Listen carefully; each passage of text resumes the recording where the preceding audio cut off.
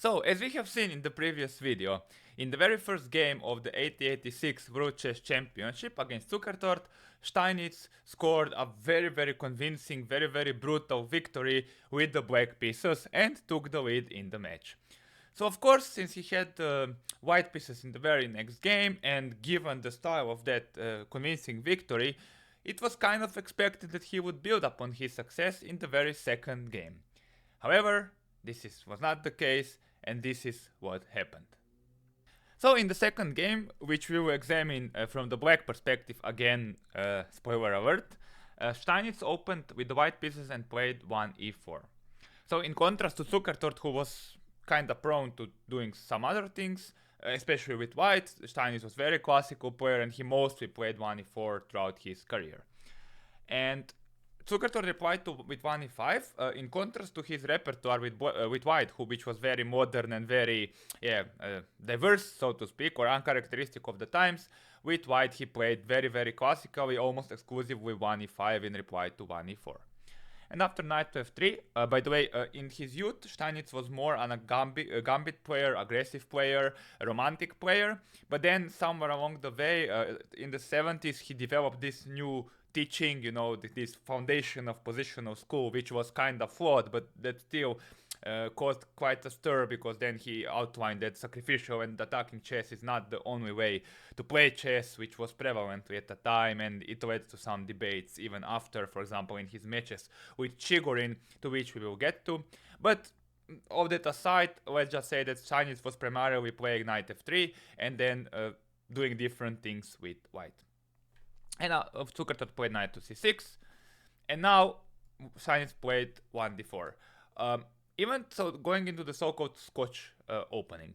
So even though it was not as popular back in the day as, for example, the Italian or the King's Gambit or even the Spanish opening, it was still played quite a lot back in the day, and Steinitz himself faced it more than 20 times in his career. Although it has to be said, this was only the 5th time he employed it himself, so it was probably somewhat of a surprise for Zukertort. And after ed4, knight to d4, Zukertort has faced this a total of 13 times, and prior to this match he faced it in London in 1883. And here Zukertort decides to deviate and plays the very modern knight to f6, attacking the c3 pawn. In the previous game against Mortimer in the London 1883, he played bishop c5.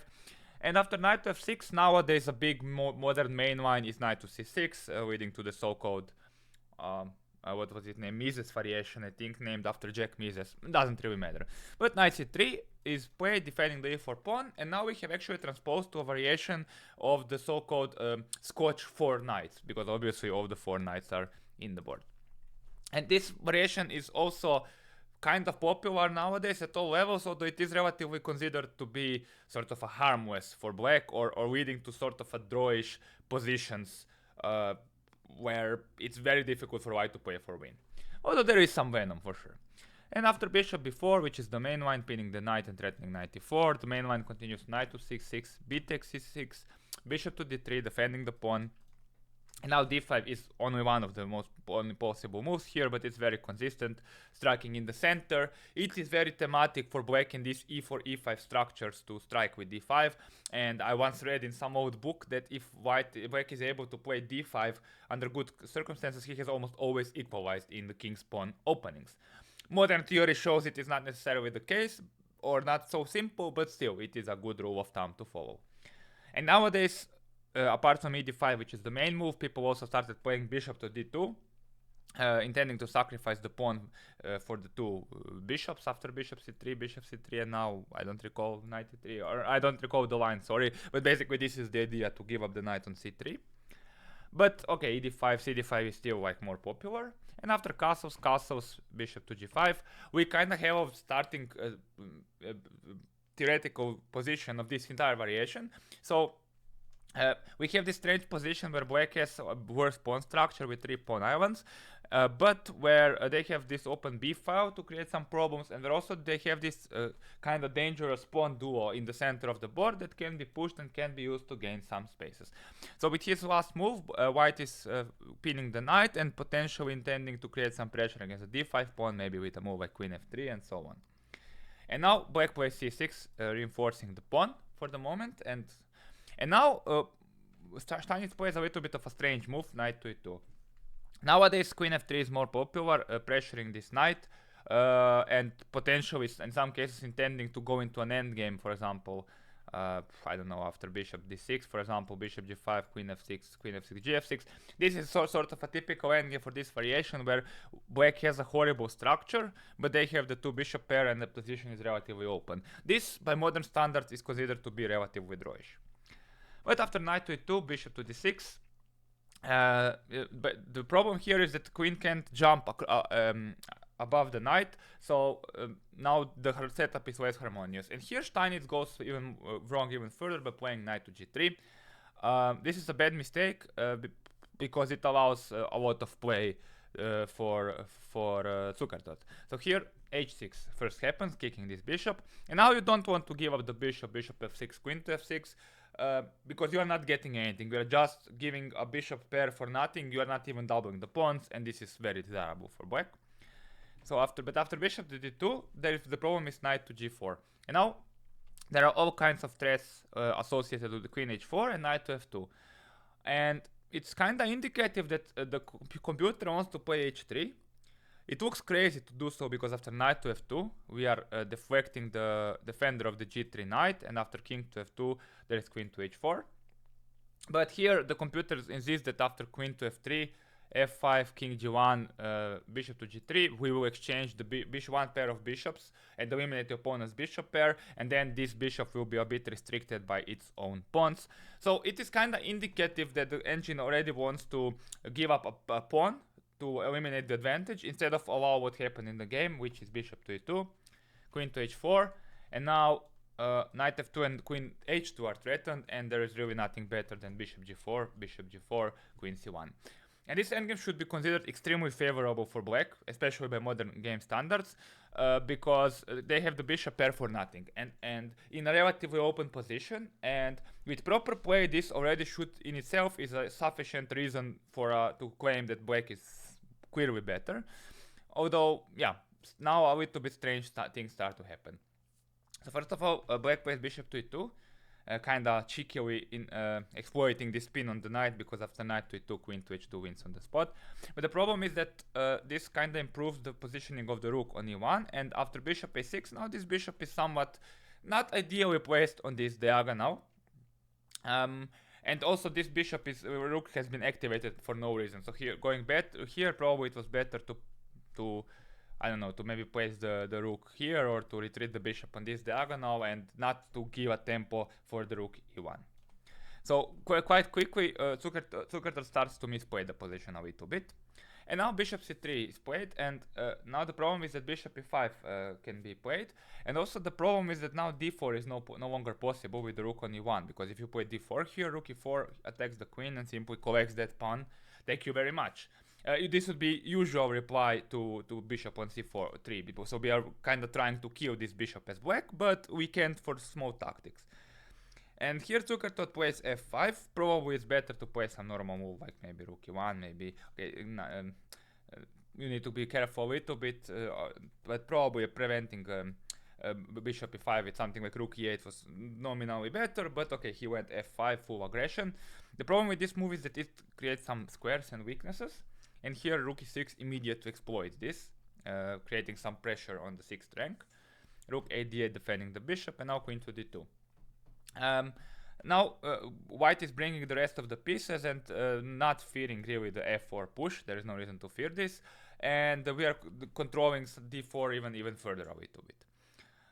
And here, by the way, you could also play bishop e5 to try to exchange the bishops, but nothing wrong with queen to d2. And now if f4, which is the point of the whole f5 plan, white has prepared this idea rook g6 attacking the g7 pawn. And if you try to defend with like rook f7, then there is bishop g7 tactic. The point is here that yeah, you can't take the knight because of some discoveries that win the queen. And if rook g7, then there is knight f5 picking up the queen. Rook g7, king g7, knight f5. This is the tactic. So that doesn't quite work. And it's a little bit question what is black playing for, because somehow with their last move they have advanced the pawn, they have allowed the rook to infiltrate, so it's not so clear. Yeah. So Zukertort played d4, trying to limit this bishop, because obviously this pawn can be taken. Queen d4 bishop d4 bishop to g3 loses on the spot because this bishop is under the attack. So black wins a piece. Um, so bishop a5 has been played, attacking this rook and kind of placing the bishop on a secure spot. Rook d7, and now here Steinitz decides to go for a simplifying combination with rook d6, bishop b4. So this has eliminated the opponent's bishop pair and the strong bishop that was kind of creating threats on the king side. And now this pin is created and white will regain the exchange. And after queen to f6, white played rook to d1, which is a little bit maybe imprecise because they are attacking the d4 pawn, but maybe it's better to place the rook on e1. And now here black plays rook to d5, which is a very good decision because the rook is very active here on d5, covering d4, covering f5, and exerting influence. And now, of course, white has to take on f8, queen to f8. And now we have this endgame, which is very, very imbalanced. Probably around equal, but imbalanced. Because black, once again, has very bad structure. They have 3 pawn islands. The pawns are not harmonious. They are not connected. They leave weird impression. But on one hand, they have black has a lot of centralization. This pawn is kind of nice. This rook is also very powerful. And they have bishop against the knight. And with the pawns on the opposite sides of both sides of the board, as a principle, the bishop is usually better than the knight. So yeah, it's a bit difficult endgame to evaluate, but nominally it is within the realms of equality with best play. But of course, as we will see, it's tough even for these great players to handle it. So here, knight h5 was played, a very nice move going to the f4 square. And now queen to e8, attacking the knight, which might be a slight imprecision, but okay, the best move was very difficult to spot. This was rook e5. I've given it in the notes, but you can check it for yourself. Queen e8, knight f4, rook e5, emphasizing that you can't grab the pawn because of rook e1 checkmate. And after h4, c5 was played, defending the d4 pawn. And now h5 was played. This is a standard procedure, by the way, with the h pawn. You are blocking the pawns on the king side from moving from forever. There was a very nice alternative. b4 was possible, simply because white wants to break up this pawn duo. And this is actually very unpleasant for black. They probably have to play some non-move like king h7, when after b takes c5, rook c5, the fact that this is weak is counterbalanced by the fact that this c2 pawn is weak. But yeah, this would have been probably a better way of playing, because now after h5, rook e4, black is continuing to improve the position. Now we are kind of pressuring the knight, and okay, they have this nice g6 square, but this construction is a little bit loose, and whereas these central pawns are really restricting white. And now white played c3, trying to undermine this central pawn and create some tension. And now queen b8 was played, attacking the knight, creating some threats on the queen side as well, potentially. And here black plays g3, which is logical. They are reinforcing the knight, but the problem of white's position, which we will come back to haunt him much later, is this long diagonal. So this g3 move weakens the white squares around the king. And this will be a factor that black will exploit later in the game. Now, it is not in itself, one weakening is not in itself a reason to lose a game. But the problem is, for a human, when you're operating with such a weakness, it adds to your worries. You constantly need to think about it, and it's usually more difficult to create to think defensively rather than attack, which is why probably back on the 30th move it was better to play f3, simply to kick this rook away, and the computer doesn't worry about the rooks landing on e3. And we will see this f3 resource under better circumstances, under different circumstances, many times in this complex endgame. So after g3, queen e5 was played, and now knight g6 was played, which seems to be a little bit of a blank shot, because okay, it attacks the queen, but really doesn't do much else. Once again, the f3 is the suggestion here, forcing the rook from the e4 square, And there are some fascinating variations here, starting with with rook to e2, for example, rook to e2, bishop to e2. This was one way of handling the position. The other way is after rook to e3, but after cd4, cd4, queen d4, queen d4, rook d4. This is perfectly not only fine for white, but actually probably better now, because we will get this pawn, and these 2 pawns will be very dangerous. So yeah, this would have actually forced black to take some very difficult decisions. But yeah, knight g6 was played instead, and after queen to d6, white went back because they realized that knight is not doing much on g6. And now finally, after all the, after maintaining this tension in the center for long, black plays d3, pushing the pawn further. And note that you can take the pawn because of knight d3, bishop d3, queen d3, rook to e1, and you lose material because, okay, if you take the rook, queen is winning, and if you move the king to h2, then I take this rook, and due to the x-ray, I win a full rook, and I'm winning. And now white played b3, trying to kind of isolate this pawn, maybe play c4 to kill this bishop. But c4. By the way, in this moment and at many other moments, f3 was very much playable. So b3 was played, c4, and now, in contrast to the previous moves, f3 was actually, rook b1 was played, but f3 was actually necessary. And it looks very, very scary to allow this weakening of the diagonal, to kind of open up your king. But the thing is that here, if black goes back, for example, with rook e1, queen f2, bishop b5, king g2, a5, rook d2, a4, black will, this was the same variation that will be seen in the game, but the problem is with the rook on d2, it is much better version for white, because here after bishop b takes e4, bishop takes e4, queen d4, everything is covered because this rook on d2 is attacking the d3 pawn, and it will most probably drop, and then black doesn't get time to pick up the a2 pawn, as could have happened in the game. So this is why rook b1 was a very serious mistake. And after king h7, here, for example, f3 no longer works because black goes back, rook e8, and now after king g2, bishop b5, queen f2, for example, a5, a4 is coming next, and white is in very, very big trouble.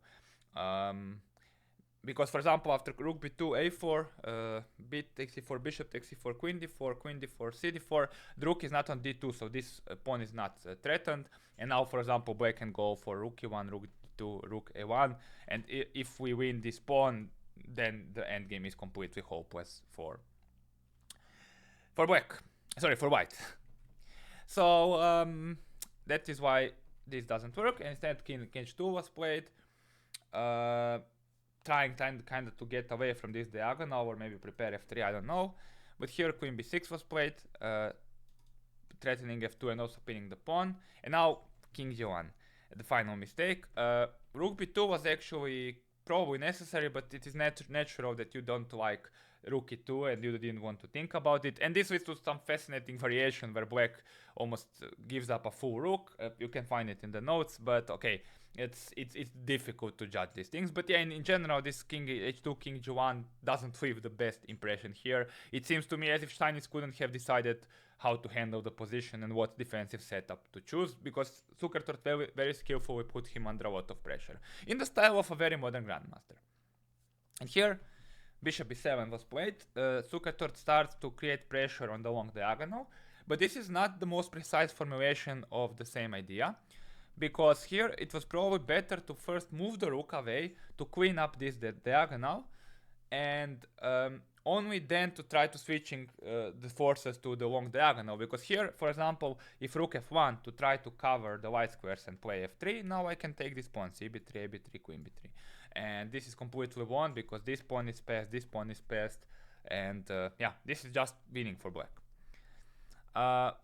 After bishop e7, the problem is that white could have played rook f1, and now after queen to c6, there is again f3, which holds almost kind of by miracle, and here white is still worse, but after queen c5, king g2, there is nothing terrible, the things are very harmonious, because this rook is protecting this f3 pawn, so rook e3 doesn't win this pawn. Instead, rook b2 was played, but this is a losing move because now queen c6 is totally deadly.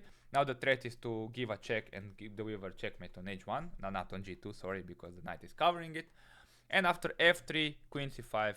The problem is that now king g2, rook e3, this pawn is falling and then the entire position is collapsing. Only because this rook is on b2. If you could transfer it to f1, it would have been a completely different story. And after queen to f2, rook e1, king h2, king g2, rook e3 is also loses the f3 pawn, king h2, now queen f2 was played, rook f2 and now bishop f3. A very nice shot and concluding tactic. The thing is that you can't take this bishop because d2 is promoting, so the rook has to stay on the second rank, but yeah, this you can see that this is utterly hopeless. And now g4 is happened. This is already a desperation. I mean, Steinitz could have resigned here, to be honest. And after bishop to e2, knight to g2, d2, very nice move, threatening the promotion, knight e3. And here, yeah, maybe you could even promote immediately, but cb3, ab3, bishop g4 is even more nice, you know, attacking the knight and threatening promotion.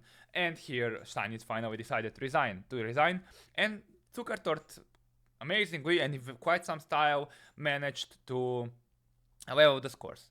So yeah, it was very surprising to an extent because Zukertort was in general considered to be a tactical combinative genius. So and as we will see, he played a lot of technical positions in this match and actually quite regularly outplayed Steinitz. So yeah, what I guess I would say the first critical moment in this game happened on this 12th move, or this entire conception with knight to e3, knight g3 was faulty, which allowed Zukertort a very easy position.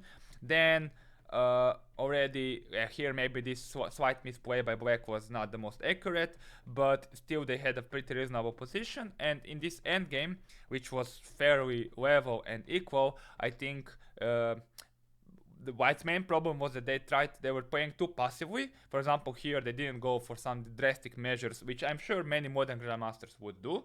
But the Steinitz decided to stay put, not commit to that many decisions. They avoiding f3 also, which is a very human but not the most concrete measure, also didn't help.